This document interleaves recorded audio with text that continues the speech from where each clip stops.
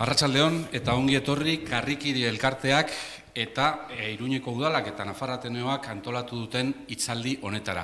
Xabier Lete izanen da protagonista, hemen ez badago ere, historiaren tabernan du izenburu hitzaldi honek, eta helburua Xabier Leteren bizitza eta obra hobeki ezagutzea, haren heriotzaren 10. urteurrenean. Horretaz asko dakiten bi lagunekin. Angel Lertxundi eta Alex Gurrutxaga. Iruñeko kondestabletik ari gara zuzenean streaming bidez. Badakizue, pandemia honek ikasi nahi ez ditugun lezio asko utzi dizkigula, ez dakipa, gure txikitasuna, edo globalizazioaren alde iluna, edo naturari ematen diogun tratu txarra, kontsumo sistema aldatzeko beharra, eta bar, hoiek seguru asko ez ditugu ikasiko, baina beste hitz batzuk ere ikasi ditugu. Hoien artean streaming bidez egiten baitira orain hitzaldi gehienak. Eta alaxe ari gara hemen. Hizlariarentzat egia da lagungarri izaten dela jendea ikustea, jende aurrean hitz egitea, jendearen aurpegia ikusteko, baina komunikazio sistema berri hauek ere badute alde onik. Esate batekrako, Australian baldin badago letezalerik, gaurko hitzaldia entzuteko parada izanen du, eta hori ere ez da gutxienekoa. Bi hizlarien aurkezpen laburra egin dezagun. Hasteko Angel Lertxundi, oriotarra, maisu eta filosofia eta letrak ikasketak eginak, irakaskuntzan eta kazetaritzan aritua. Ibilbide literario luze bezain oparoa du egina. Nobelaz gain, ipuin bildumak ere argitaratu ditu, saiakerak, haur eta gazte literatura ere landu du, eta haren izena askotan ikusi dugu egunkarietan, prentsan, artikulu eta zutabe asko idatzietakoa da. Teknologia berriez hitz egin dugu, eta beste alde ona da, aurkezpenetan eta lagungarri eta laburgarri ditugula. Ez gaziko Lertxundiren liburu zerrenda aletzen hasiko, ez da, luze joko lukeelako Google dugu hor, edo zein zar daiteke Googlera eta ikusi zenbat liburu idatzi dituen, baina guk azken biak aipatuko ditugu. Gilles de Rais, eleberria, aurten kaleratua, eta iazko liburu bat, Itzuliz usu begiak, itzulpengintzari buruzko saiakera. Leteri buruzko lanak aipatu nahi ditugu, noski, zerbitzuko lanean, Lete kazetari, Lete prosagile, Elisabete Perez Gaztelu eta Aizea Saez de Egilazekin aurten argitaratua eta Oiartzungo udalak kaleratu du. Eta beste bat, Labetik atera berria, ostiralean aurkeztu baitzuten liburu hau. Urrats urratuak, Xabier Lete gogoan, Balea Zuria argitaletxeak plazaratua, Gipuzkoako Foru Aldundiaren laguntzarekin. 10 sinadura, Lete izpide hartuta, eta gaurko bi gonbidatuen izena dago hor, testu bana idatzi baitute liburu horretan. Alex Gurrutxaga, zarauztarra, doktorea Euskal Literaturan, literatura kritikari aritu da, hainbat komunikabidetan, irakaslea da, Euskal Herriko Unibertsitatean, tesia Xabier Leteri buruz egin zuen, eta aurten aurkeztu du. Xabier Leteren poetika, aldaeren azterketa eta bilakabidearen irakurketa. Hori da, tesiaren izena, eta noski tesiari kutsu akademiko pixka bat, baina gehiago nik uste du kenduta, liburu bat kaleratu du, aurten ere, Albert Daniarekin, Xabier Lete aberriaren poeta kantaria. Azken hilabeteotan, Lete izpide harturik argitaratu den liburuen zerrenda osatzeko, beste bi aipatu nahi ditugu, Ainhoa Urienen poesia zaurien ukendu, Xabier Leteren arrastoan, Pamielak argitaratua, eta De un tiempo, de un país, Eugenio Ibarzabalena Ereine kaleratua. Xabier Lete, 10 urte hil zenetik, argi dago lana ongi egina joan zela, eta argi dago jende askorengan arrasto sakona utzi zuela. Geroztik, haren oroimenez, ekitale pila bat antolatu da, egia da, eta bereziki aurten liburu asko, kantaldiak, poesia emanaldiak, hitzaldiak, eta horietako bat gaur Iruñetik eginen duguna. Historiaren tabernan, hitzaldiaren izenburua, ardo mindua edanaz, historiaren tabernan, langile baten semea kantutik hartua. Hasiko gara hasteko eskerrik asko Angel Lertxundi eta Alex Gurrutxaga, eskerrik asko hemen izateagatik eta honetan, hitzaldi honetan parte hartzeagatik. Hasteko, Leterekin izan duzuen harremana, hortik abiatuko gara. Leteren bizitza errepasatu baino lehen. Angel Lertxundi nola eta noiz ezagutu zenuzuk Xabier Lete? Oroimenak tradizionatzen ezpaliman hau, 1977an behar zuen, ni orduntxe apaiztegiko azkeneko urtea egiten ari nintzen, eta antolatu zuten kantaldi bat zelarena, Lourdes Iriondorena. Eta Joamari Lekuona irakasle nuen, eta irakasle izatez aparte lagun ere bai, eta nun aurkezten didan, nik ezagutzen ez nuen persona bat, eta Xabier Lete izan zen. Eta gero, kantaldia amaitu zuenean nezak Lourdesek, Lourdes ere bai noski. Eta egun berean ezagutu nituen biak. Eskonduta zauden ordurako edo ez nuke esango, justu, baina orduan ezagutu nituen biak. Eta oso kuriosoa da, imaginatzea, klaro, oain, garai hauetan, hainbeste urte pasadira ja ordutik, eta imaginatzea apaiztegi bat, eta kantaldi hori entzuten, ez dakit, zenbat izango ginen, 200 bat apaizgai, geotanak, ilak etenak, utzi baldin bagenuen ere apaiztegia. Eta kantari, eta zer Lourdes Iriondo sekulako minipalda batekin. Imaginatu, apaizgai gazteaiek ze begi jartzen zituzten eta begiak nora joaten zitzezkien. Alex, eta zuk, ez dakit ezagutu zenuen, baina paperetan seguru asko, eta ez dakit zenbateraino ezagutu daiteken pertsona bat paperetan. Ointxe esan duzu, arratsaldean, Egia, nik enuen ezagutu, behin ikusi nuen errezitatzen, ikuste beste nire belaunaldi inguruko beste zenbaitek bezala, bakizu 2008-2010 bitartean errezitaldiak, poesia errezitaldiak eman zituen, eta errezitaldi haietako batean, zarautzen izan zen, eta nian nintzen publikoan, orduan beste asko bezalatako gogoan daukat, ze unkituta atera nintzen handik, baina gerturatzeko ausardiarik ere nuen izan, orduan, paperetatik. Eta paperetatik ezagutzaren suertea izan zen, hor, aiskide batek lagundu zidan, Lourdes Otaegi irakaslearekin egin dut nik doktoretesia, eta sartu ginen, bere testuen eta kanten munduan murgildu ginen erabat, kasik inkontzientekik gertatu zelako, egun batean, bulegoan geundela kontu kontari, literatura zizketan, eta konturatzerako ez dakizen badenbora pasa genuela, Xabier Letez eta bere obra zizketan. Eta hangen biltzan, tesian nondik eta nora segi, Lourdesek esan zidan arte, hemen ordu bete dara magu, lete gora eta lete bera, uste dut garbi dagoela, zein den tesiko mutil. Eta gaur arte. Xabier Lete, 1954 urtean sortu zen, Oiartzunen, berak esaten zuen, Nafarroako lehenbiziko herria zela, ondoko errenteria eta Pasaia Irunekin zerikusirik ez zuen herrian, eta gehiago ematen zuen Nafarroako herri basati bat ala esaten zuen, ezta? Gerra galdua zuen langile baten semea, peritu ikasketak egitera Tarragonara joan da, handik bueltatu zen, ez ikasi gabe, baina tituleri gabe behintzat bai, eta fabrikan lanean hasi zen. Argi dago, dena den, kulturak fabrika baino baino nahiago zuela, eta kulturaz ari garenean gauza asko, Angel, ezta? Herri kultura, kantua, poesia batez ere. Bai, Xabier Lete oso gazetatik irakurle amorratu izan zen. Eta naiz eta ikasketak, batxilergo ikasketak egin zituen, eta unibertsitatetik etzen pasa garaia hartan, jende gehiena pasatzen, gazte gehienak pasatzen ez ziren bezala, irakurzaletasun horrek bihurtu zuen autodidakta bat. Eta irakurtzen zuen asko, eta irakurtzen zuen gauza normalean adin horretan irakurtzen ez direnak. Ze filosofiarekin nahiko goiz afizionatu zen. eta egin zuen gauza bat gaurko gazteek normalean egiten ez dutena.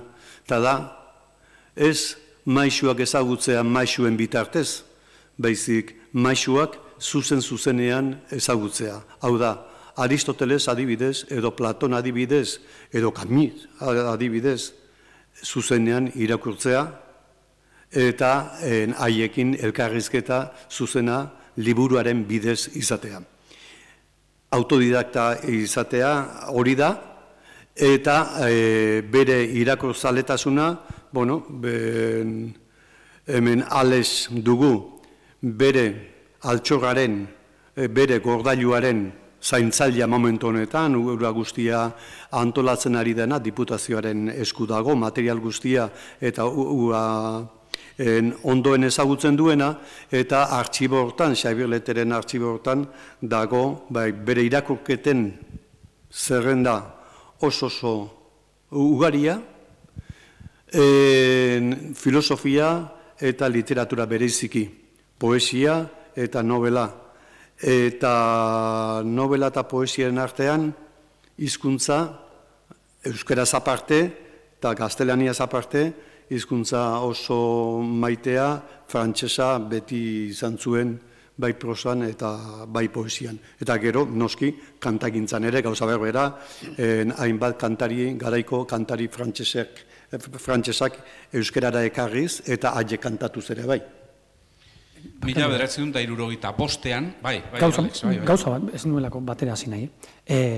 Ohar bat bakarrik ze, Angeleko oso ondo esan du bezala autodidaktarena, eta lehen galdetzen zenian, ia zenbateraino ezagutu daiteken pertsona bat bere paperetatik, ez dakit niri adibidez pudore handia ematen dit, ze hain zuzen oso nabarmena da, lete irakurtzen duzunean da ikertzen duzunean autodidakta zela, eta horrek esan nahi du, ez dela askotan hain erraza leteri jarraitzea, segun ze idazle edo sortzaile akademizatu edo arrastoaren barruan, esango dugu, irakurketa pauta batzuk dituen bati errezago jarraitzen zaio. Orduan, autodidakta den bati, biblioteka ordenatzea bezala, askoz ere, hori pentsatzen egin zen, askoz punto zailagoa duela jarraitzeko. Bai, jakina autodidakta batek ez dauka inor atzetik babesa ematen diona eta esaten diona irakurrizazu hau edo hau, baizik deskubritzen ari da bidean.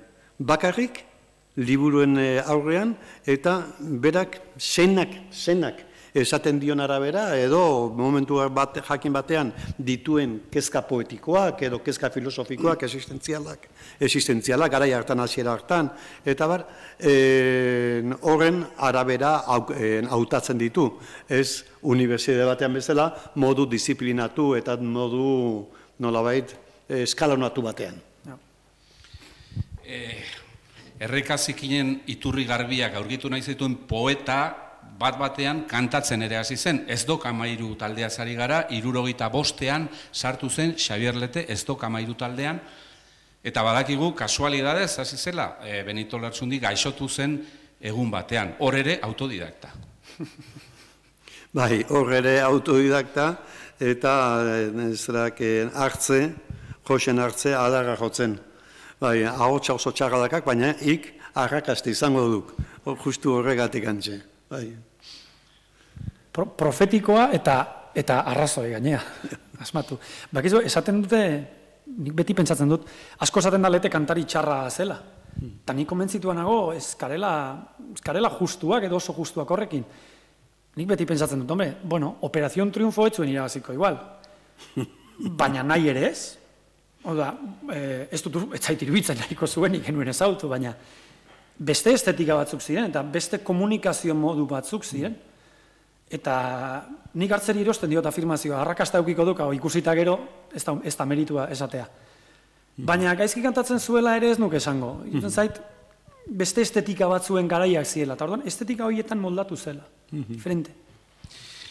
Ez dok 13 desagertu, gero kantatzen zaitu zuen, Antxon Balberdekin, Lurdesekin ere, eta 78. urtean, jendaurrean kantatzeari utzi zion.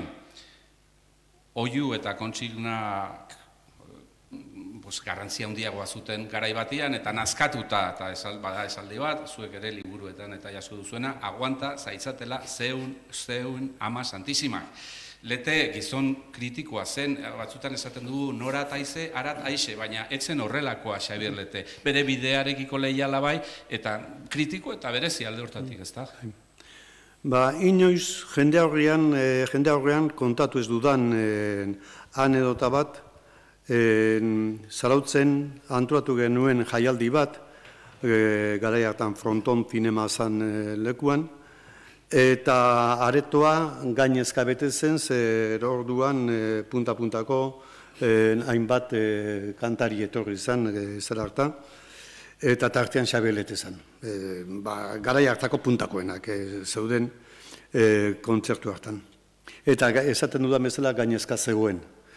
Eta gainezka neurriz kanpo eta legez kanpo. Eta gobernadore zibila ja bisu eman da alkateari, zerak. Eta oso giro potentea, esan dezagun horrela. Eta kantaldia bukatu zenean, ni Xabier Leterekin nengoen, bertan taberna bat zegoen, eta tabernan, eta bere kitarrakin, ja erretiratzen, ja etxeako bidean edo. Eta etorri zan, mutil bat, gure adin gisako mutil bat etorri zan, eta orduan Xabier Leteri, zorionak hemen ondoren, eta jaialdi eta non esaten dion, lastima, jendea zegoen zerarekin eta etzeratela gehiago saiatu jendea berotzen. Eta amorrazioz hartu zuen kitarra, eta bota egin zion, eta segilok, eta berotu za jendea, nahi baldin badek.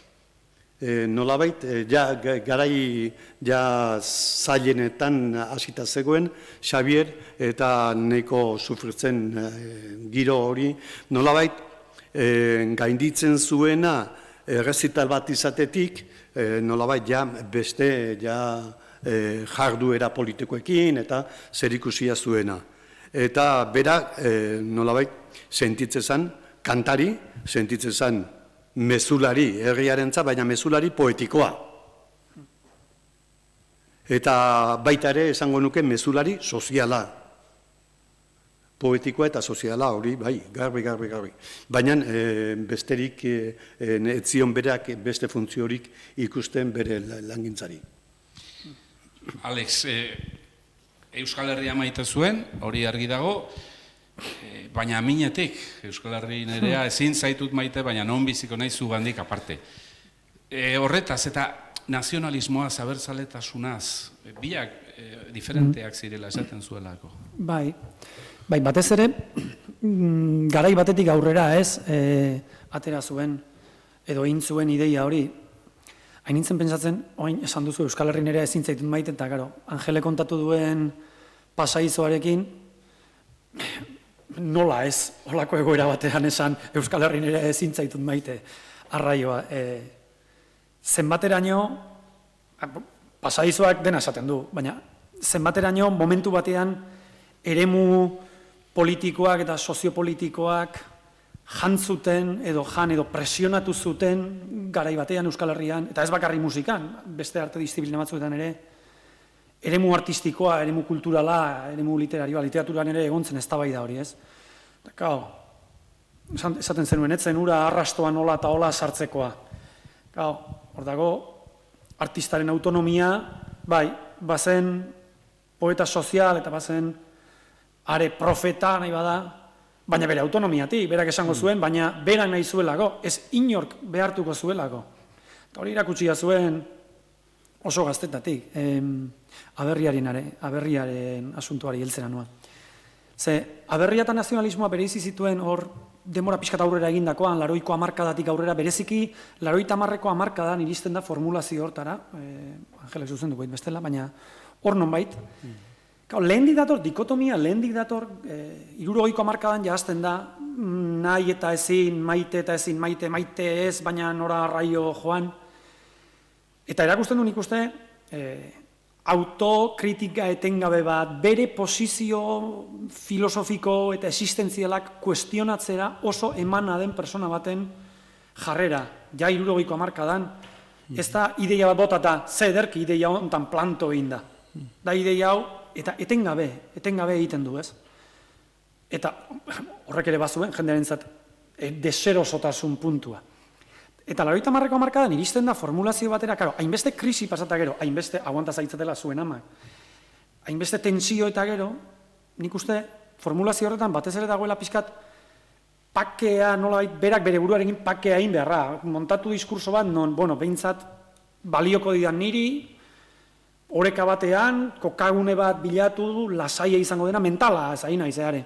Eta orduan, beraren oposizioa oinarrizkoa da, nazionalismoa esparru politikokoa da, aldarrikapen politikoa da, eta biztan da, nazkatu banago horretaz, 80ko hamarkadan ja, gaixo egon naiz, sufritu du 80ko hamarkada, eta kokoteraino nago, denataz, hori etzait batera interesatzen.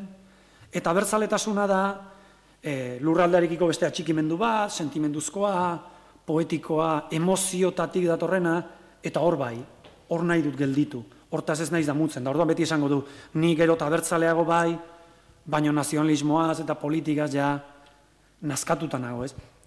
Nik uste dikotomia hor dagoela, eta irutzen zait, berak lortu zuela, eta gaur oraindik, dikotomia, igual asko esatea da, ez dakit, baina irutzen zait puntu batean baliagarria dela bereizketa hori orokortuz.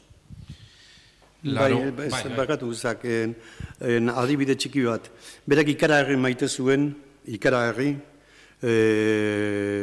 oso gaztetatik ezagutu zuen eta elkarrizketa, lehendabiziko elkarrizketa egin zion, Oker Espanago 1992 urtean, Zerukarriarako, orduan Zerukarria, Julio Caro Barojari. Eta berak esaten zuen, berak nahi zuela, aberri bat, Julio Caro Baroja ere kabitzen zena. Nazionalista izan gabe, baina Euskal Herria maite zuena, eta Euskal Herria kulturalki eta maite zuena, eta hainbat eta hainbat ikerlan egin zituenak Euskal Herriaren ezagutzaren alde. Eta nahi zuela aberri bat, kabituko zena baita ere Julio Caro. Nolabait, pixka bat, adibide batekin esplikatzeagatik ales ondo esaten ari zena. Hain izan betxatzen, de facto, hasieran badaude testu batzuk, ez? Altzateko jaun eta Nafarroa arragoa, eta badaukate kutsu hori, gero igual formulazio teorikoa beranduago egiten du, oso garbi, Arantxa Urreta Bizkaiari elkarrizketa batean, 80ko hamarkadan esan zion ja oso garbi, abertzaletasuna nik ulertzen dudan bezala gutxiegi dago edo bukatu da, nazionalismoak irentsi egin du. Igual hor formulazio teorikoa egiten dute, baina egia da, seinaleak ja, zeuden, ez? Barojarikiko maitasun hori, bueno, beste esparru kultural batzuk, ez? Nik uste oso interesgarria dela, oraindik ere. 1980 urtean, hor erreferentzia etaren indarkeriari eta etaren aurka agiria sinatu zuten kulturarloko 33 lagunen testua, hoien artean, Jose Miguel Barandiaran, Michelena eta Xabier Lete, hoien artean. Berak esaten zuen, Oiartzungo gerra garaiko zauriak ezaututa, hor erreketeak sartu ziren eta abertzaleak fusilatu zituzten, eta hori dena ezaututa, kontzientzian gelditu zitzaiola printzipio bat, ez basakeriarik, ez torturarik, ez heriotza bortitzik eta ez lista beltzik, baina ura sinatu izanak arazo batzuk sortuko zizkion, dudarik gabe garaiaretan, ez da? Sortu zizkion arazo handiak. Eta gogoan dut, garaia hartan, ari ginen prestatzen Xabier Lizardiren poema guztien bilduma eta liburu kritikoa. Eta biltze ginen astelenero, liburu hori prestatu genuen Juan-Mari Lekuonak, Xabier Letek eta nik. Eta biltze ginen astelenero, Antiguoko taberna batean bazkaltzera, astean zehar egindako lanak, ikusitako poemak eta hari buruzko lanak elkarri pasatzen eta bar. Eta aietoko batean zan, Nafarroa Euskadi da, kanpaina hartako garaiak ziren, eta ari ginen, Xabier eta biok Nafarroa Euskadi da ginez, eta zerak zegoen debate politiko hemengo Nafarroko eskuinaren aldetik, Espainiar eskuinaren aldetik, eta garaia hartako debatearekin ari ginen. Eta Baskari guztian Juan Mari leku ona isiliztegoen. Beha ere hoi hartzuaga, zerak Xabiolete bezala. Eta horren alako batean, esan nion Juan Mariri, Juan Mari, isiliz hau ez dizu ezertxore esan, Nafarroa Euskadi da bai ala ez, esaten nion txantxetan, jakinaren gainean baietz.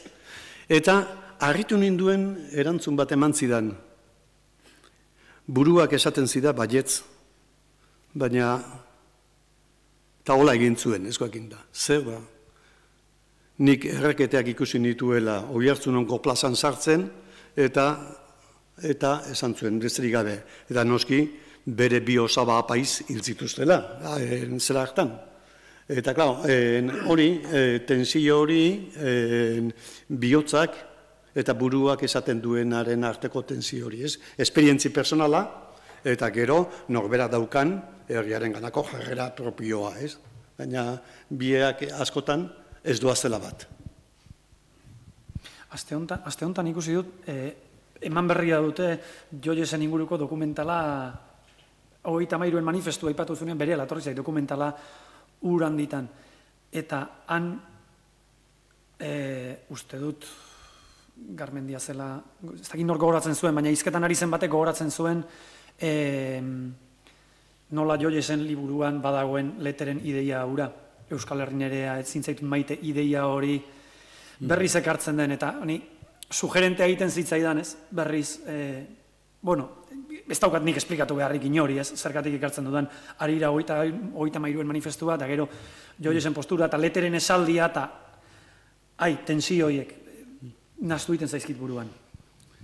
Bai, aproba bat egin nahi baldin baduzue, begiratu interneten euskeraz 33 manifestuari buruz, ze informazio gutxi dagoen. Apenas dagoen. Aipamenak eta badaude, adibidez, gu gaur aigera eta bihar agertuko da, igual nunbaiten edabideren batean edo agertuko da, hortaz jardun dugula, baina holako aipamen, baina apenas dagoen horretaz. Lete nostalgia eta handiko kantu eta poemen egilea da, eta jende askori, lete, ez gehiagi, baina, ezagutu zuten edo ez dakit, holtza gainean ikusi zuten, galdetu ezkeo esanen dizute, tipo nahiko tristea eta iluna zela, ez da, ala da, bere irudia, ala da, neurri batean, ez da. Ongi ezagutu dutenek ez diote, Angel, zureak dira hitz hauek. Adeitsua zen eta lagunen laguna, algara errazekoa, divertigarria, ganberroa alditan. Gizon eskorra eta pesimista zen eta aldi... Bueno, a ver, bazeukan, zerak, muin existentzialista bat, bizitza borroka gisa eta bizitza nolabait, arazo gisa ikusteko eta begiratzeko jarrera bat, pesimismoa deituko genukeena, eta orduan bada, barne bizi bat, oso kezkatua galdera nagusien aurrean, eta galdera nagusi horren aurrean, nolabait, jarrera beltza duena bizitzaz. Baina, bat da, mentalki ze pentsatzen duen eta nola bizi dituen kontu horiek, eta gero bizitza bera da. Bizitza bera nola eramaten duzun. Eta Xabier zan, lagunen laguna zan, nola indala gutxi Oiartzunen esaten nuen katxondo mental bat zela, baina behar bada, espresio hori baino, hobetu datorkion bazekiela ganberroa izaten, eta ironia erabiltzen, eta bar. Eta, bueno, ni jende gutxirekin divertutu nahi sentidu hortan, harremanetan, berarekin zeukan, jende imitatzeko, Julio Caro Baroja imitatzen zuen oso ondo, irigarai imitatzen zuen oso ondo, eta beste farandulako hainbat jende, aipatuko ditudanak, imitatzen zituen oso ondo, eta bueno, oso divertegarria zen bere zara hori. Orduan, gertatzen da, nagusitu zaiguna irudi, batez ere nagusia da, gaixoaldiaren ondokoa. Ez dut zango, aurretikan ere izango ez zuenik alakorik, baina gaixotasunaren ondoren bere agerpen publikoetan eta abarretan irudi bat transmititzen du benetan, asko sufritzen duena, eta ez dut esatenik, sufritzen ez zuenik, baina baita ere bazekiena nolabait bizitzari modu positibo batekin begiratzen.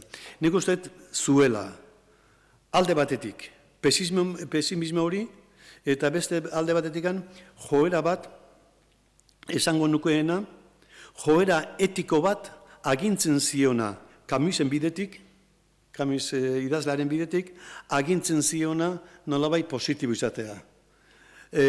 Oinazearen aurrean eta eta ni sinisten diat gauza hauek oso tremendoa direla eta dandana beltz jarri, baina oinaz ez dagoenaren aurrean nik ez hori egingo. Nolabait hori, eza pesimista denak ez du inolako errukirik. Antxon Balberde lehengo gunean, gauza bera esan zuen, alde hortatik, oso divertigarria zela, eta ederki pasatzen zuela, eta viajeak eta elgarrek egin zituztela, eta, gero, poema tristeak eta aipatzen ditugu, baina badira beste batzuk, gizon arruntaren koplak eta olakoak, ez da humoretik egindakoak, ez da dena ilunaren poesian, ez da egite, Alex, zerbait gehitu nahi duzun horretaz? Gauza bat oso importantea, hau, Angel, zuk egin behar duzu, entzungo espazen bezala aparte bat egin behar dut eta. Baina literatur kritikariaren zaina atera egiten zait batzutan. Esan dezakedan honena da, liburu honetan Elizabete Perez Gazteluk eta Aizea Saez de Gilasek egin duten liburuan, Angel Lertxundiren hitzaurrean pesimismoari buruz dagoen atala irakurtzeko, zeinak izena duen pesimismoaren antologia baterako buruz hain naiz, baina antologikoa iruditzen zait azalpena, orduan, zuk aitu espazen bezala egin, baina hori da gehitu ezaketan honena, merezi duela asko irakurtzea, ulertzeko hori pesimismo, ez dezagun gaizki ulertu pesimismoa lotuz iluntasun, tremendista, eta aldi beran egoista izango litzateken gauza batekin, justu kontrakoa da, ez? Beste jarrera, paradogikoki jarrera eraikitzaile eta baikorrago bat atera daiteke, nik ez dakit esplikatzen. Baina atera daiteke. Bai, justu daukat hemen gaztelaniaz da aipua, muga aldizkarirako idatzi zuen artikulu bat, Albert Camusri buruzkoa, eta orduan, bera Camusgatikan esaten duena, nik Xabier Letegatik esango nuke. Eta uste gainera, beak idazten duenean, illa bere burua zari derela, illa esango nuke konstienteki. Asko estimatzen zuen Camus, eta orduan bide hortatik pentsatzen dut, beak bat egiten duela baita ere hemen idazten duenakin. Camus fue un escritor que supo encarnar en estilo toda su complejidad humana, así como la extrema tensión de una búsqueda de razones éticas para la vida. Eta uste dut oso ondo labur biltzen duela bere jarrera, bai pentsamendu analitikan da baita ere jarrera etikoa. Labur bada ere, aipatuko dugu politikan ere aritu zela. Xabier Letek Euskadi Irratian egin zuen elgarrizketa gogoangarri batean, Arantxa Artzari eman zion, eta nik zuzenean entzun nuen, eta gero Arantxari eskatu nion zoragarria zela, oso luzea eta oso unkigarria, Letek esaten zuen bezala. Eta hortaz, Imanol Muruarekin hitz egin zuten, elgarrizketa laburra egin zioten, eta Imanol Muruak esan zuen, etzun balio politikarako ark, sufrito gehiago egiten zuen gozatu baino. Beraz, politikan aritu bai, baina deseroso? Nik 8 urte horietan oso harreman gutxi izan nuen berarekin. Hori, besteak beste, denborarik astirik ez duelako. Goatzen ez behin, 3 urte eta edo, zerbaitetan ni diputaziora joan behar izan nuela, eta ez beraren gana. Joan behar izan genuela, eta, baten bat! Zausten nian ikizula, etorri behar laguntza bila, eta ez paper batzuk egitea, etorri nauk. Asko bai, etzan bere tokia. Baina ni pentsatzen dut, horretaz ez genuen behin ere hitz egin. Baina ni pentsatzen dut, momentu jakin batean, bere bizi aukerak kanta lagadu. Kasetaritzan, bera kolaboratzen ari da, momentu hortan, diru pizkatek hartzen dion, kasetan, segituan frakaso porrota dute aldizkari elebidunek, mugak irauten du eta mugan egiten du, erderaz egin duen lanik ederrena, mugan egiten du, baina arkere, azkeneko zela batean irauten du, eta han lasai xamar dago, baina ura ere izten da, eta dago ez zeru eta ez lur. Eta orduan, Imanol Muruak eskaintza egiten dionean, diputaziorako bidea zerak. Ni Donostoko magisterioan lan egiten nuen orduan, eta etorri zitzaidan bisitan, eta konsulta egitera zer egin zezaken. Zer iruditzen zitzaidan. Eta nire banakien, zei saltazuna dizituen, eta gizona. Hori, eukerabaki behar duan kontu badek. Eta nik ez diat esango, ez etzik. Alderantzez baizik. Hartzen baldin badek, eta bera etorri zen, hartzeko ideiarekin. Eta baiezko esateko, baina konsultatu nahi zidan.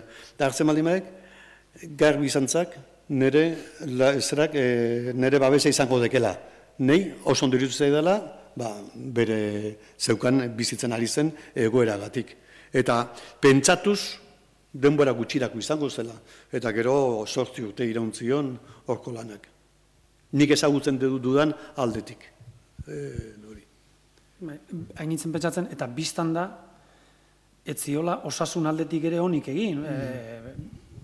Ez naiz ni aditua noski, baina bere medikuek eta inguruan ikusi zutenek esate dute, gaitza orduan sortu zitzaion, 80ko hamarkadaren erdialdera, eta gainera ematen du berak zeukan esteetako gaitz arraro horrek baduela alderdi psikologikotik edo psikosomatikotik zerbait baino gehiago. Beraz, norberak lotu bitza ideiak, baina 80ko hamarkadan nien nengoen, baina 80ko hamarkadaz esatea gogorra izan zela eta intensoa eta kolektiboa zen horrek pertsonalari ere eragiten ziola ez da disparateaz. Eta letek ere nik uste eraman zuela kolektiboa zen hori, zauri kolektiboak, zauri pertsonal ere bihurtu zitzaizkiola, esan nuke. Bera bakarrik ez, beste askori ere bai. Eta gero, politikan sartu zala esaten denean egia da, 8 urte egin zituen, lehendabizi zuzendari orokor gisa, kulturako zuzendari orokor gisa, eta gero diputatu gisa. Baina berak kulturan hartu zuen eta egin zuen lana. Ez zuen beste alorretan, politikaren beste alorretan edo beste sailetan lan egin. Eta honekin esan nahi dut, babarrunak irabazteko orduan, naiz bide hori hartu zuen, ez zuela kultura abandonatu. Jarraitu zuela hor lan egiten. Gertatzen zen, kulturan lan egitea hortik kanpo, berak momentu hortan ez zuela modurik. Etzan irakasle, etzeukan titulorik, eta orduan abandonatu egin beharko zuen lan hori, eta beste, edo bulego batean, edo auskaloz beste zertan sartu. Eta bentsat kulturan egin zuela lan. Kulturan kudeatzaile hori bai, oso ezberdina da, hori ere berak ere esaten zuen. Bai, kulturaren kudeatzaile bai. Orduan hasi ziren arazoak, osasun arazoekin hasi zen, eta handik gutxira hiltzear egon zen, eta oso handik aurrera, ataka hortatik atera zen, baina oso baldintzatuta bizi izan zen, hiltzen arte, 25 urte gutxi gora bera, oso baldintzatuta, eta jakina horrek ere eragina izango zuen bizitzanaren obran, eta ez da.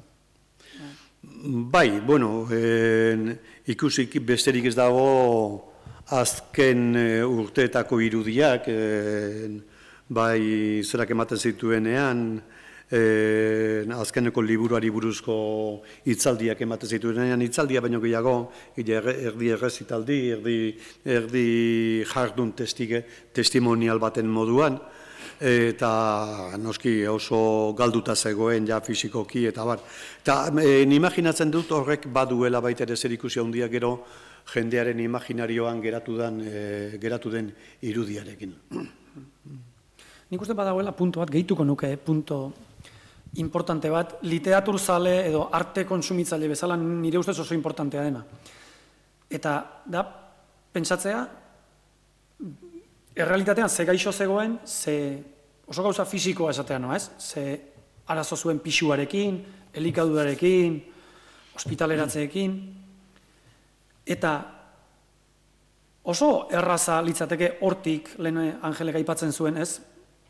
Hildo kamusiarrik izan gabe, oso erresa litzateke horren inguruko gauza pilo bat kontatzea. Berak ez zuen egin. Kontrakoa, bere azken poema liburua, nire ustez, literarioki asko igotzen duen gauza bat da, pasatzen dela, pertsonala den zerbaitetik, plano askoz unibertsalagoa den batera, gaitzaz ari denean badakigu, bere gaitzetik ari dela. Emaztearen eriotzaz ari denean badakigu, bere emaztearen eriotzaz ari dela. Edo eriotzaz ari denean badakigu. Edo eriotzaren gertutasunaz ari denean, jakina, badakigu, bere eriotzaren gertutasunaz ari dela. Baina nire ustez, azkenengo urteetan egiten duen lana, bere bizipen, eguneroko bizipen gogor horretatik atera, eta beste plano batera, bere disiplina artistikoa, beste plano batera eramateko, horrek, ez dakit, horrek bermatzen duguk artean eta literaturan eduki dezakegun fede guztia, ez? Eta iruditzen zait, oso maila literario, eta behar bada, are ikuspegiaren maila altua erakusten duela iruditzen zait. Iruditzen zait importantea dela ideia. Xabier Leteren ibilbidean aitzina eginez, gogora dezagun, 1981 urtean, musikara bueltatu zela eta disko bat plazaratu zuen, eskaintza, izenburuko diskoa, eta hor 10 kantu zeuden, hoien artean poema bat, aitari eskainitako poema, eta nik hori aipatu nahi nuke, ez da, ez dakit, poema nahiko unkigarria, eta aitari dedikatutakoa, baina aurreko belaunaldiari begiratzeko modu bada, eta agian ezberdina, eta ez dakit, maitasunez begiratzeko modu bat, eta agian ez hain ohikoa garai hartan, ze argi dago, Leteren garaiko jendeak, agian belaunaldi guztietan gertatu da, baina bereziki aurrekoarekin eten bat egin nahi zuten, mundu berri bat, ez da, gazte ez gaude konforme. Orduan ez dakit, nola ikusten duzuen ale hortatik, ideia hori, ez da, eta eskaintza poema horrek islatzen duena. Bai, aita gerra egina zen, aita berak kantu ezagunen dio langile baten zemanari aita bezala langile, sindikalista zen, eta berak emandako elkarrizketetan eta idatziz ere bai, eta gero eskaintza horretan garbi uzten du aitari zion miresmena. Baina aitari zion miresmen hortan dago batez ere aita leial bati ideiekiko, bere garaiarekiko, bere belaunaldiarekiko eta bere herriarekiko leiala den bere moduan, langile moduan, sindikalista moduan eta leiala den gizon baten gisa eta mirestu egiten du aita. Orduan nik uste dut eskintza horretan unkigarria dela hain zuzen ere horregatik antxe aitari buruz hitz egiten duenean, hitz egiten duelako ez bakarrikan aita seme baten arteko harremanari buruz, baizik eta belaunalditik belaunaldira bitarteko beran nahi lukeen irudi bat. Eta berriro ere atzean zer daukagu. Eta da, lehen izketan jardun gerana, berak zeukan aberriaren ideia. Eta orduan, aberriaren, ideiaren, nolabait esango genuke, prototipo hurbilena aita zuen. Eta aita zuen, bere harremanetan, bere konsiderazioetan, eta bere modu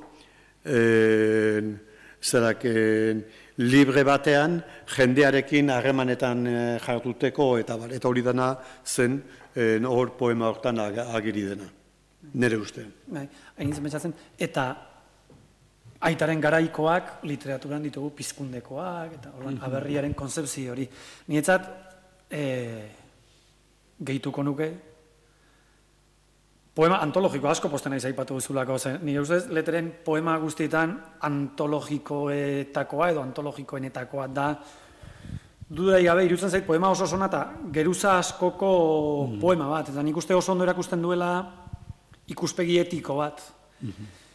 Lehengoan urratxurratuak liburuaren aurkezpenean, Felipe Juaristik esaten zuen hor politikaren eta etikaren arteko debate hori ez, historikoa dena aspalditik. Nik konbentzitua nago, hau ez dut inoiz esan uste dut, baina konbentzitua nago poema horretan, bada lerro bat hor pixkat errezitatzen zuenean, ahotsa altxa bezala egiten zuen, esaten zuenean, ez dagokilola gizakumeari giltzarria duten jainkoen epaia. Eta nik konbentzitua nago, ideiak baduela Antigona klasiko hartatik, Antigona Kreoni esaten dionean, zu nortzara, lege, jainkozkoak diren legeen gainetik jartzeko, politika ez dago etikaren gainetik, ez? Eta berak hori proiektatzen du, guraz aitaren belaunaldi hartan pizkundeko haiengan. Bizi, eta behin da berriz esaten du ez, bizi alik eta leialen, alik eta xuxenen, akatamendutik, ez da gizien bateraino idealizazio bat, ere alako sublimazio bat badago, baina desiratua baita ez, badago aberriain ikuspegi bat, eta posizio etiko bat, eraikitzailea, arazo politiko eta enfrentamendu politikoak garaitzeko. Poema zaila da, baina iruditzen zait hori guztia badagoela. Hor zegoen, aipatu dugun diskorretan, eta gaina zeongi irakurtzen duen poema, hori ere ikustu eta aipatzekoa dela.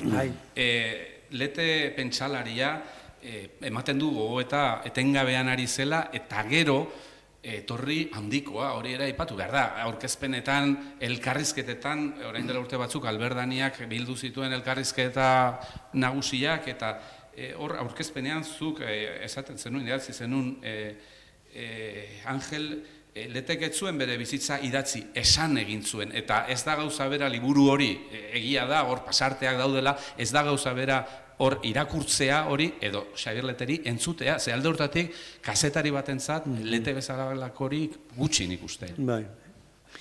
Bai, oso bikaina zen idazten, bikaina zen hitz egiten. Biak ez dira bat juten. Eta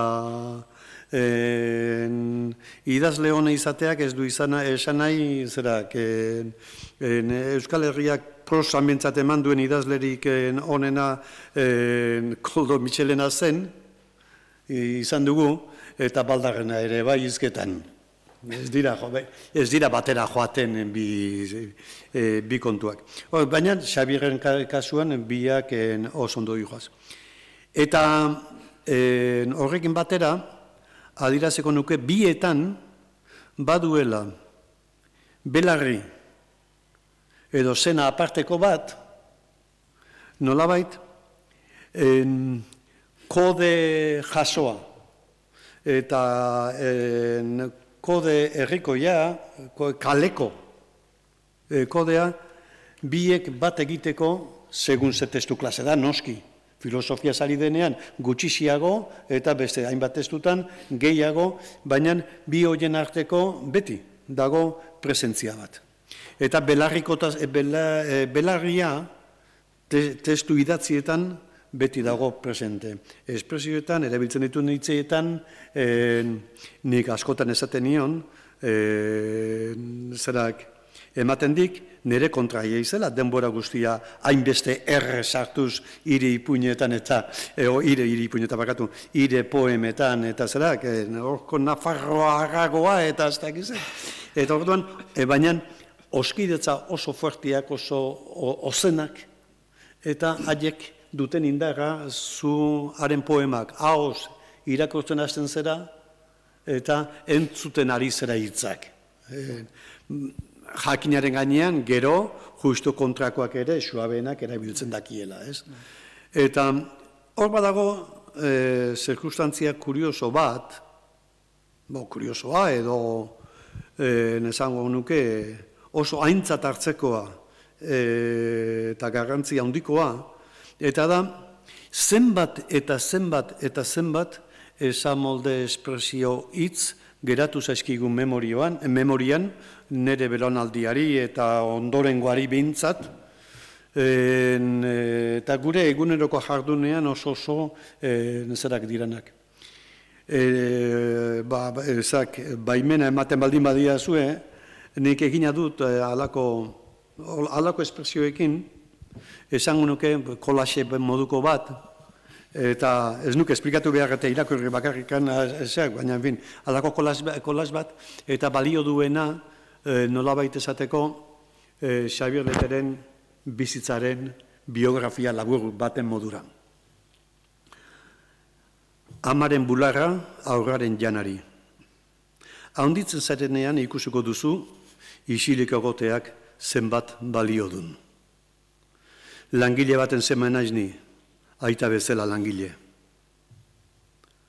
Hormari gabe utzitako etxea, argiaren pausaleku.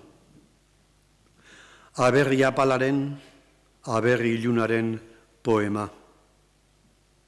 Nahiaren eta zinaren borrokatoki ekaitzez betea. Isil-isilik esan dezagun Euskaldunen sekretua. Gauza denen gainetik, haizea bezala.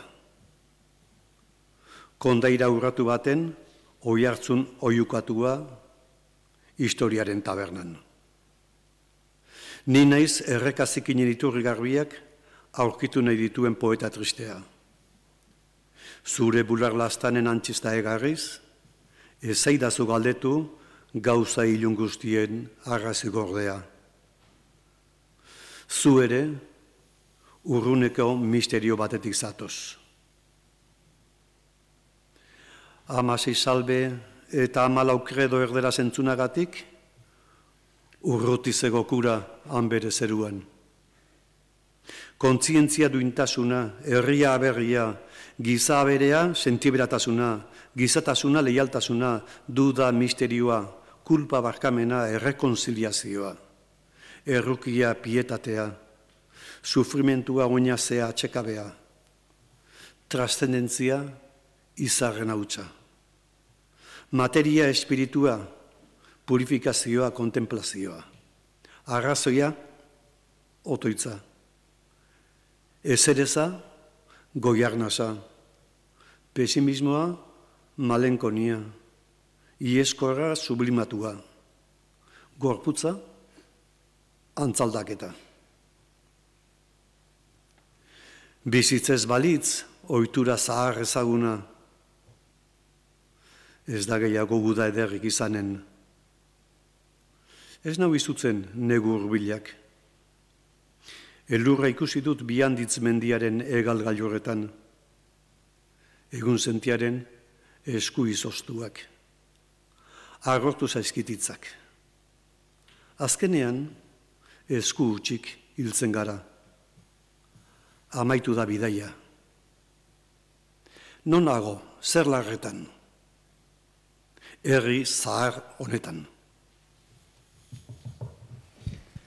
Testu ederra eta esaldi hori eta kontzeptu horiek ez ezik, kantu osoak ere gure oroimenean gelditu dira. Eta hori, ez da nik uste dut kantagile batendako ore handiagorik nekez, ez da? Esate baterako Habanera edo Salvadorren eriotzean, balda Euskal Herrian kantu horiek abestu ez dituen korurik, esate baterako, eta jende askok uste du herri kantuak direla, eta hori, alegia, oso kantagile hona zen, ez da? Hori zen, lehen esaten nuena ez, baloratu nahi baldin bada, termino objetibotan, zerbait, bere kantagintza termino objetibotan afinazioan ikuspegitik, ez dakit, denetik egongo dira iritziak. Baina, Antxon Balberdek esan izan du, egon baldin bada inor herri honetan jakin duena Euskal Herriarekin komunikatzen, hori Xabier Lete izan da. Horrek esan nahi du, oso ongi zautzen duzula, zure publikoa, nola komunikatuarekin, en fin, eta Koldo Izagirrek ere esana du, ez? Bere garaian, ez tokamairuren hildoan, eta egon baldin bazen inor kompletoa jakin zuena adar edo enborrasko jotzen, alik eta plano gehienetan zabaltzen jendearen gana iristen, hori Lete izan zen, ez? Eraginkortasunaen ikuspegitik, Lete poeta ipatu dugu, Lete kantagilea, kantaria, pentsalaria, prosa ere idatzi zuen, eta ipatu dugu hasieran, Oiartzungo udalak liburu bat plazaratu duela, aurten zerbitzuko lanean, Lete kazetari, Lete prosagile, 89 testu dira, gehienak euskaraz idatzita, Zeruko Argian, Euskaldun Egunkarian, Egatzen, Erlean, Oarso Urtekarian, eta beste batzuk gaztelaniaz ere, Garai eta Mugaldizkarietan ikusi zuten argia hoiek.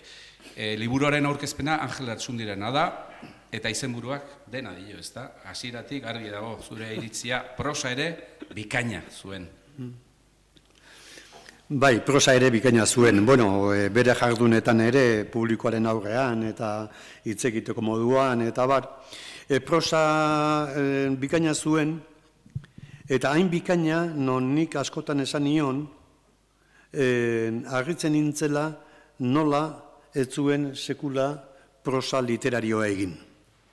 Ipuin, nobelarik, ez zuen, nesaten, ik daukaken izkeraren indarrarekin, euskeraren indarrarekin, eta hori letxea esaten nion, letxe horrekin, ia zergatik ez zuen prosa egiteko arma aparta zuela. Angel, barkatu, baina ipuin bat idatzi zuen liburu horretan. Da, hori da. Orantxa ipatuko eta zerak, Imanol Lartzabal hiltzenean, hileta egunean, kanpoan, geunden elkarrekin izketan, beste lagun batzuekin eta bar, eta itatu nion. Bueno, eta, ja gaixo zegoela, eta, ipuirik idatzi aldek. Eta, esan zidan, bai, ari nauk, batzukin, errealismo zikinaren aritik edo karberren bidetik ari nauk, eta ez dakiz zepozan baten diaken. Horren, ikusiko dugu, ia honek arrastoa ateratzen duen, idatzi hoien arrazorik. Baziren beste lagun batzuk ere, hori entzun ziotenak. Eta, nun hemen bilketa egiten hasi ginenean, Zeruko Argiako artikuluak, egunkarian idatzitakoak, eta bar, eta bere bilduma hori guztia egiten ari ginela, non topo egiten dudan ipuin bat, peto-petoa, beak ere ipuina deitzen dio, ipuin bat, Zeruko Argian argitaratzen duena. 1900 da, 1978an idatzita dago, zesaten duen dela 2 urte idatzi nuen, eta 1978an argitaratua. Beraz, 1978an zeratua. Nik ez dut ezagutzen, hori bezalako ipuin modernago horik garai hartan. Nik orduan ipuiak idazten dituen, eta beste batzuk ere bazebilen, egia da, ipuin askorik etzegoela, ipuin modernoa deitu genezaken garai hartan etzegoela, eta nik ezagutzen dudan ipuin modernetako bat da, eta modernoena ez baldin bada. Nik bigarren hori esango nuke. Ipuinlari ere naizen aldetik. Eta pena ematen dit. Bide hori ez jorratu izanak, ia zerak mirari bat jorratzen digun. Aurkitzen duen, eta aurkitzen duen.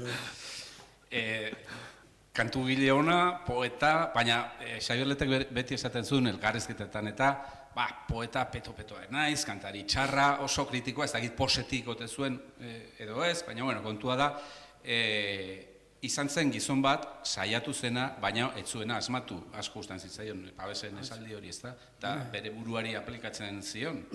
Eta gehitu, gaina, politiko ere, txarra, gau. No, lehen pentsatzen ari nintzen, nola etzen izango politiko txarra gauzak esaten baldin bazituen, politikaren artea da jardutea zer esan gabe, eta honek beti esaten baitzuen zerbait. Eta egia, eta beti barne borroka hori lortu ezarena, ezin konformatu. Gauza bat konstantea ikusten dena bere lanetan da, ez zela inoiz konforme, inoiz gaizki izan dut. Ia inoiz, edo oso gutxitan gehatzen zela konforme egiten zuenarekin. Hainbeste da hori horrela ze, idazle gutxi ongo dira euskaraz, berak adina aldatu zituena testuak. Nik ez dut inok ezagutzen. Nik ere, hori jendeak ez dakie, baina hartzen dituzu leteren testu ezagunenak, eta 2, 3 eta 4 bertsio dituzten abestiak, poemak daude. Eta da, etengabe, hitz zehatza bilatu nahi, bere barruko egia nola adirazi bilatu nahi, izarren hautsa ez da izen bat bertsio. Etengabe, esango izu eta anekdotikoa da, baina errezitatzeko erabiltzen zuen liburu honen zeran, bere alean, egun sentiaren esku izoztua liburuaren alean, liburu argitaratu ondoren, eskuz zuzentzen du bere liburua. Eta ba, igual, bigarren ediziorako aldatu nahiko du. Argitaratu eta gero ere ezin ba. Eta orduan, tatxatu lerroa eta berriz idatzi eta etengabe, konformagaitz, etengabe. Nire ustez, horrek erakusten du sorkuntzari buruzko oso ikuspegi interesgarri bat baita. Azkenean, zuk testu baten aurrean, bueno, Angelek daki haunik baino asko zobeto, baina testu baten aurrean, berak egin dezake, edo esan, bueno, testua egina dago, bere garaikoa da, ez? Ba, izarren hautsa bere garaikoa da, 74koa da, punto, hor dago. Eta utzi, edo egin dezake, etengabe berritu, bera testuarekin adiskidetzen den arte. Karo, noiz adiskidetzen da poeta? Lete, sekula ez. Sekula ez da adiskidetzen. Orduan, etengabe testua berrartzen duen momentuan, eskaintza aipatu du, eskaintza ateratzen da 91an, 96an ateratzen du, abestitzaketan poema kantatuak, eta esaten du, hau da azken bertsioa, gezurra, hemen ere sartzen du berriz, eta aldatu egiten du berriz. Eta bizi baliz 5 urte geroago, aldatuko luke berriz seguru. Bai, baina eski gertatzen da, bere leitmotivak, bere bizitzaren zentzua edo bere bizitzako arazo existentzial nagusien inguruko galderei buruzkoak dira, danak behin eta berriro errepikatzen ditunak. Eta zer gertatzen da, berarentzat arazo vitalak direla, arazo existentziala direla, eta noski 18 urterekin, edo 20 urterekin, edo 40 urterekin, edo 60ekin desberdin ikusten dituela. Eta orduan, non gertatzen dira errepikapen horiek? Hain zuzen ere, leialtasunaren kontuan, aberriaren goraberarekin, eriotzaren kontuarekin, eta orantxen eriotzaren kontuarekin, eta, bueno, zerak. Baina, beti ere dira leitmotiv nagusiak eta leitmotiv horiek dira existentzialak neurri handi batean. Eta bere kezkak. Eta orduan, hemen zerak artikulu hauetan agertzen da, ja, 80. aldi urtean, ez hain ondo definitua aberria nazioa, zera hori, bikote hori agertzen da, eta gero beste hainbat 3 edo 4 artikuluetan, urte desberdinetan aipatzen du. Eta evoluzio bat ikusten da hor. Bakada, bere evoluzioa ikusten da, eta segitzen du gai berarekin, baina ematen duen emaitza, ez da emaitza bera, ja da, pauso bat gehiago. Edo pauso bat atzerago izango da, behar bada, baina da, beste pauso bat alegia da, bila dabilen persona baten jarduna. Eta hori ezin liteke inondikan ere pose izan. Hori da obsesioa sentidurik artistikoenean eta onenean noski esan da dagoelako gauzak zehatz eta aldituen ondoen adirazteko tapadaki hitza duela bitartekoa eta orduan hor saiatu beharra daukala hortan. Izarren hautsa. Izarren hautsa lagatzen baldin badu dagoen bezala, ez dator bat, gero handik 10 urteko edo 15 urteko Xabier Leterekin. Eta orduan Xabier Letek ikusten du. Nik ua ezin dut ezabatu, hor dago, hori ni naiz. Baina hori ni naiz orduan. Eta orain naiz, izarren hautsaz, beste gauza batzuk ere baditut buruan. Eta orduan aldatzen du izarren hautsa, eta orduan beste berzio bat egiten du, eta beste berzio bat. Bueno, hori da bere jokabidea. Badago, Angel, gauza bat, egin nuen ariketa oso tonto bat ematen du, baina badago esaldi bat etengabe errepikatzen duena, eta da, poesia izendatzea da, bigarren poema liburuan jateatzen du. Eta 74tik etengabe esaten du, poesia izendatzea da, poesia izendatzea da, poesia izendatzea da. Karo, zer da problema? Izendatzen den hori aldatu egiten dela. 74an izendatu nahi duena. eta 2004an izendatu nahi dituena oso diferentea dira. Hor dago, definizioa bai, definizioa hor dauka. Baina, ordua ez. 8 eta 5 zuzenean streamingen ari gara, eta bi gai amaitu baino lehen, bata dudarik gabe streaming mundu osora, baina hemendik, Iruñetik, Nafarroatik, Nafarroa, Arragoa, Zur eta Eroa. Nafarroaz, Xabier Letek biziki maite zuen Nafarroa, hasieran esan dugu, Nafarroako Oiartzunen sortu zela, eta badira hor toki batzuk, dudarik gabe, Opanos, Leireko monasterioa, Ultzama ere, eta dudarik gabe, Agina mendia. Badira toki batzuk oso bereziak Xabier Leterentzat. Bastan ere, bai. Nik uste, kontu zibili behar da, Angel, ze esaten dugun gai hontan hemen, A ber, etxera iritsi behar dugu eta, a ber, kondestabletik, ia ze esaten dugun gaiaren inguruan, esan nahi dut, argi bili. Nafarroari buruz, a ber. Nik esango nuke, oso labur esateko, aurrenengo Nafarroaren, badagoela Nafarroaren ideia bat Leterena, lehen aipatu du Baroja, eta Karo Baroja, eta hor pixkat irudikapen bat Nafarroa berdeari edo bere gertuko Nafarroari lotuagoa, Barojianoa, Larrunan, Altzaten aipatzen dena, Bidasoa, Bastani egin zion poema bat, Ultzaman ondu zuen sinisten dut, eta badago hori, ez da. Nire impresioa da badaukala punto, Pio Barojak bazeukan bezala, Altzateko jaunek bazeukan bezala, punto romantiko, mitifikatu, halako aire bat bazuela. Alderdi hori bazuela, eta hori oso kontatzen du, ez, Bihandiz poeman, Bihanditzen bestaldean dago lesaka bastan, orduan badago zerbait irudikapen idealizatutik edo halako, halako santuario moduko batzuk. Hor ikusten du nik esparru bat oso interesgarria, noski. Gero beste bat, are vitalagoa, Nafarroa horiarena, eta ze poeta gutxi, gainera areta gehiago kostaldekoek, areta gutxiago. Ze poeta gutxik aldarrikatu duten Nafarroa hori, eta izan da nabarmen bat, bizipen pertsonaletik, eta gero poesiara eraman da.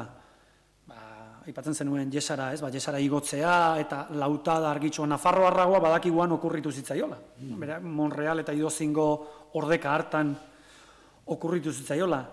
Eta hori eramaten du batez ere, bestea baldin badago, batez ere hasierako poesia, Nafarroa Barojianoa nahi bada, baldin badago, batez ere hasierako obran, Nafarroa argitsua, soroena, Maastiena, askoz gehiago dago bukaeran, batez ere azken poema liburuan, Pabeseren bidetik eta askoz, beste tonu batean, rilkeanoagoa da, rilke zaleagoa, monastegira igotze hori, argitasun gehiagorekin.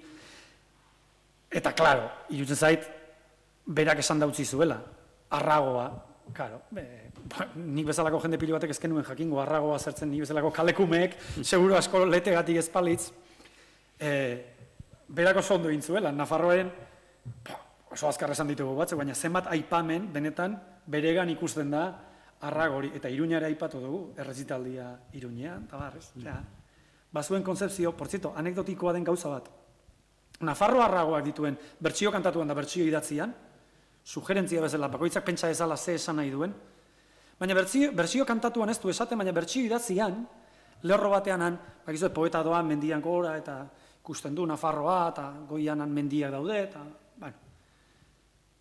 eta doa bidean, Nafarroaen bila, eta bertsio idatzian jartzen du, ezin aurkituz.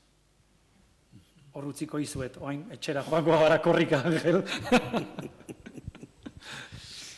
Tamaitzeko, fedea edo kristautasuna edo existenzialismotik espiritualtasunerako bidea egin zuen, 55 urtean, eta kristautasunera bueltatu zen, oso gaixo egon eta gero, esaten zuen, razionalki sinisten aldut, zaila da, baina nik nola baita sinistu nahi dut, portatu zaitez fededun bezala eta fedea emanen zaizu, hori ere aipatzen zuen. Ez da git honetaz, eta askotan esaten zuen, ez da, nik hilezkortasuna nahi dut, bizitza honetan maite izan ditudanekin gero larreder batean elkartzeko, eta hor, Salvador, eta aita zena, eta bar, ez da git horretaz amaitzeko zer esango zenuketen zuek. Berriro ere, norekin egoteko eta aberriarekin egoteko. Bai, bueno, esan dugu bere leitmotivak eta leitmotiv bat da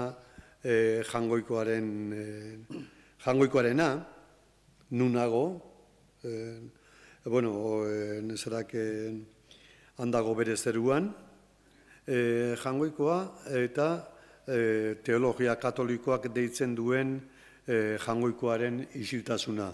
Alegia, krisia, fede krisiak, eta bar.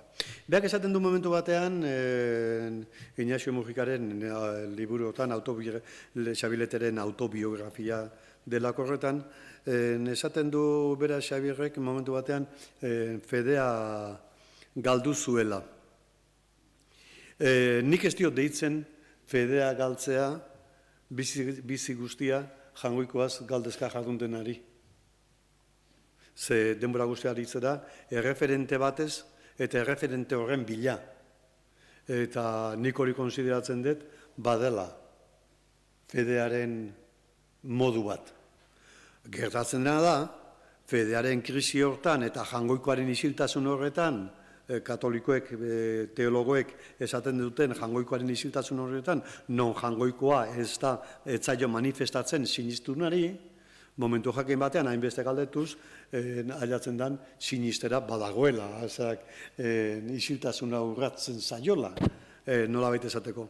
Eta nik esango nuke, bera aldez edo moldez, neurri batean edo bestean, sinistuna izan zala bizi osoan. Ez zuela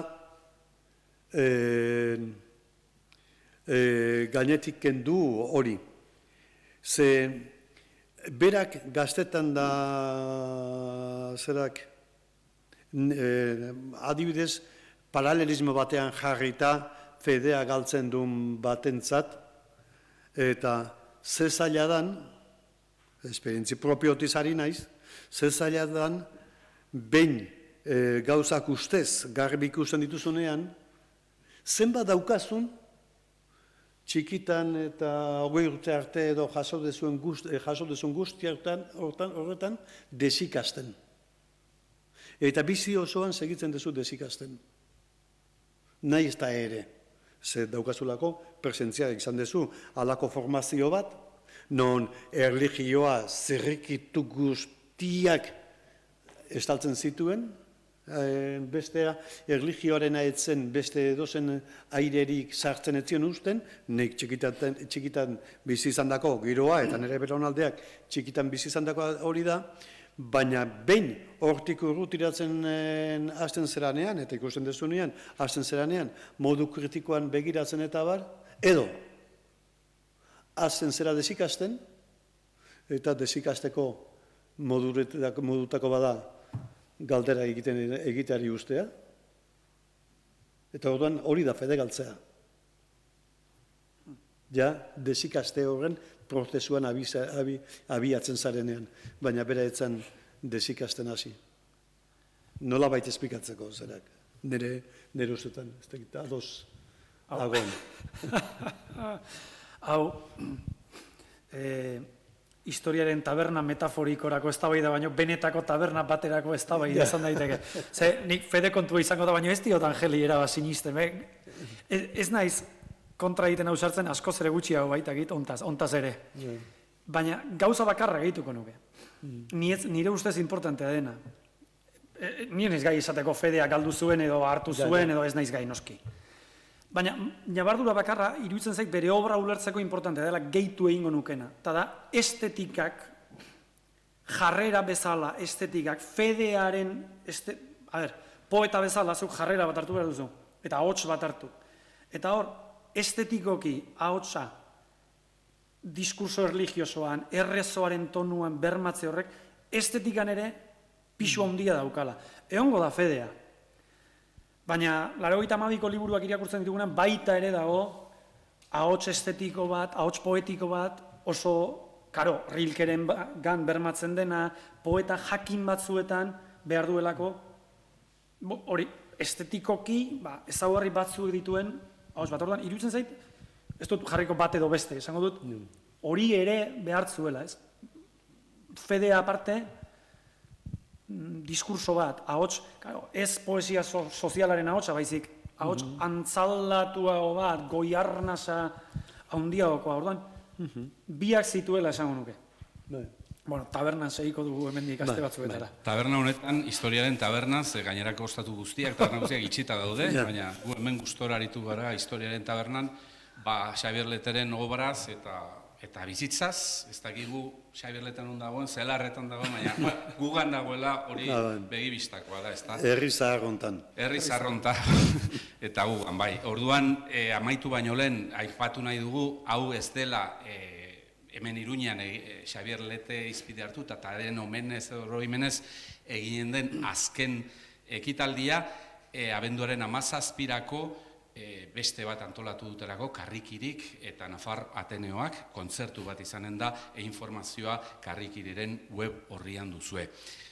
Angel Lertxundi eta Les Gurrutxaga esker mila unitz, benetan, hitzaldi honetan parte hartzeagatik, placer bat izan da zuekin hemen egotea gaur, eta ikusten ez ditugun ikuslei ere, mundu osoan dauden ikusle milaka eta milioika hoiei esker mila, honetan, hitzaldi honetan parte hartzeagatik. Gaurko hitzaldia, Xabier Leteren bizitza eta obra hobeki ezagutzeko balioko zuelakoan besterik ez, gabon guztioi.